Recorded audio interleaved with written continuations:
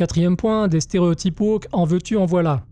Dans Alien Earth, vous allez rapidement faire la connaissance de Boy Cavalier, une sorte d'homme-enfant prodige, efféminé, multimilliardaire, puéril et surtout narcissique, qui dirige Prodigy, une entreprise dédiée à la recherche de l'immortalité par le développement d'organismes synthétiques.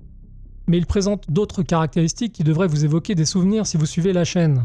Le mec ne sait pas se tenir, se lave quand il en a envie, il est coiffé comme un dessous de bras et se vautre sur des fauteuils les pieds à l'air à longueur de journée dans des ponchos informes et autres robes de chambre molles en soie du Tibet. Est-ce que ça ne vous rappelle pas quelqu'un ? Regarde ça. C'est un travesti. Bravo si vous avez trouvé, et oui, c'est un peu le pendant masculin, enfin ça il faut le dire vite, disons surtout le pendant maléfique de la capitaine Hake de Starfleet Academy, qui cultivait comme lui un goût pour la nonchalance et les odeurs de pied en plein cœur de l'action. Et encore, il faut s'estimer heureux que ces deux gugus occupent des postes à responsabilité, sinon ils auraient aussi des cheveux bleus et un anneau dans le pif.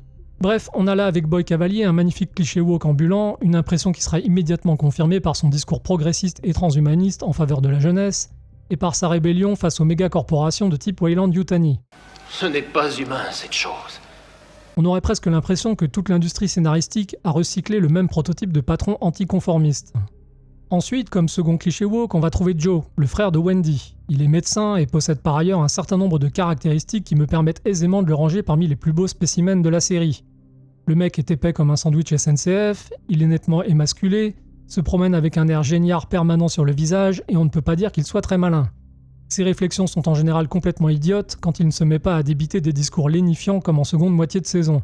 Il se planque sous les jupes d'une femme. Il finira même par énerver sa sœur Wendy, c'est dire s'il est pénible. J'aimerais tellement m'abonner à Cinéblast. Ouais, abonne-toi. C'est super.